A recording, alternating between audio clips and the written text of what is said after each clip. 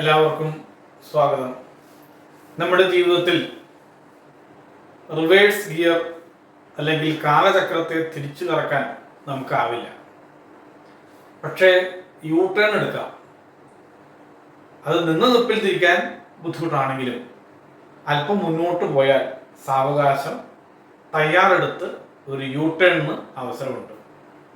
ഭഗവത്ഗീതയിൽ അർജുനൻ ഗാന്ധീപം താഴെ വെച്ച് ഇനി യുദ്ധം ചെയ്യുന്നില്ല എന്ന് തീരുമാനമെടുത്ത് ഭഗവാന്റെ മുമ്പിൽ സർവവും സമർപ്പിച്ച് നിൽക്കുകയാണ്. അപ്പോൾ 18 അക്ഷൗഹിണികൾ യുദ്ധസന്നദ്ധരായി നിൽക്കുന്ന സമയത്താണ് ഇദ്ദേഹം ഈ ഒരു അവസ്ഥയിലേക്ക് മാറുന്നത്. ഭഗവാൻ ഉപദേശങ്ങൾ ആരംഭിച്ചു. ഏറ്റവും താഴെ നിലവാരത്തിൽ നിന്ന് ഉപദേശങ്ങൾ തുടങ്ങി. ജ്ഞാനയോഗം, കർമ്മയോഗം, ഭക്തിയോഗം, അതിനെക്കുറിച്ചെല്ലാം പറഞ്ഞപ്പോൾ ഈ യുദ്ധം എങ്ങനെ ഒഴിവാക്കാം എന്ന് ചിന്തിച്ചുകൊണ്ട് തന്നെയാണ് അർജുനൻ ഇരിക്കുന്നത്. അപ്പോൾ പറഞ്ഞു, അങ്ങനെയാണെങ്കിൽ ഞാൻ എൻ്റെ ഈ യുദ്ധധർമ്മം, ക്ഷത്രിയ ധർമ്മം എന്നുള്ളത് ഒഴിവാക്കി സന്യാസം സ്വീകരിക്കുക, അപ്പോൾ യുദ്ധം ചെയ്യേണ്ടല്ലോ എന്ന് പറഞ്ഞു. അതൊരു രക്ഷപ്പെടലാണ്, നല്ലൊരു ചിന്തയുമാണ്. അക്രമത്തിൽ നിന്ന് വിട എന്ന് പറയാറില്ലേ? ഭഗവാൻ അക്രമത്തിന് പ്രേരിപ്പിച്ചു എന്ന് വരെ പറയുന്ന മഹാബുദ്ധിശാലികളുണ്ട്, തിരുത്താൻ നിൽക്കണ്ട. അപ്പോൾ ഭഗവാൻ പറഞ്ഞു, അതിന് ഇനിയിപ്പോൾ അവസരമില്ല.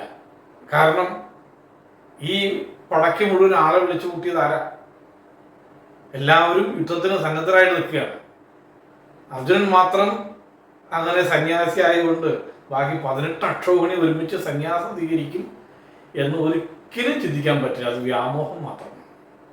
അപ്പം അതുകൊണ്ട് സന്യാസത്തിന് സാധ്യതയുണ്ട്. ഇപ്പോഴല്ല, ഈ യുദ്ധം കഴിഞ്ഞ് ആള് ബാക്കി ഉണ്ടെങ്കിൽ അതും പറയണമല്ലോ. അതിന് രണ്ടാമത്, അതായത് ക്ഷത്രിയനായി ജീവിതം ആരംഭിച്ച് ക്ഷാത്രധർമ്മം അനുഷ്ഠിച്ച് ഒരു പകുതി വഴിക്ക് വെച്ച് ഇത് പറ്റാതെ വരുമ്പോൾ ഇട്ടിട്ട് പോകുന്നതല്ല, വഴിക്ക് വെച്ച് ഇട്ടുപോയി വേറൊന്ന് സ്വീകരിക്കുക എന്നുള്ളത് ബുദ്ധിമുട്ടാണ്. അത് വ്യക്തമാക്കി കൊടുത്തു. അതുകൊണ്ട് ഈ ജന്മം കൃത്യമായ ക്ഷാത്രവീര്യത്തോടു കൂടിയിട്ട് ക്ഷത്രിയധർമ്മം കർത്തവ്യകർമ്മമായി അനുഷ്ഠിക്കുക. അടുത്ത ജന്മത്തിൽ രക്ഷപ്പെടാം. അങ്ങനെ അർജുനനാണെങ്കിലും ഭഗവാന്റെ ദിവ്യരൂപം നേരിട്ട് കണ്ടിട്ടുള്ള ആളാണെങ്കിലും ആ ജന്മം അർജുനനും മോക്ഷമില്ല. കാരണം ഈ കൊലപാതകങ്ങൾ മുഴുവൻ ചെയ്തതിൻ്റെ ഉത്തരവാദിത്വം ഉണ്ട്. അതുകൊണ്ട് അടുത്ത ജന്മത്തിൽ, അതായത് നമ്മുടെ ഈ കാലഘട്ടത്തിൽ, കലിയുഗത്തിൽ കണ്ണപ്പനായി വീണ്ടും അവതാരമെടുത്തു. കാളഹസ്തി ക്ഷേത്രത്തിൽ പോയാൽ ഭഗവാന്റെ ക്ഷേത്രത്തിനോട് ചേർന്ന് തന്നെ ആ മലമുകളിൽ കണ്ണപ്പൻ്റെ ക്ഷേത്രം നമുക്ക് കാണാം. അർജുനൻ്റെ പുനർ അവതാരമാണ്.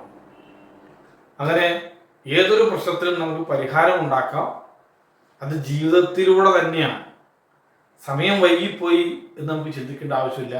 അവസരം ഇനി ഇല്ല എന്ന് നമുക്ക് ചിന്തിക്കേണ്ട ആവശ്യമില്ല. അവസരങ്ങളുണ്ട്. ചെയ്തത് വൃത്തിയായി ചെയ്യാനും മുഴുവിപ്പിക്കാനും അവസരമുണ്ട്.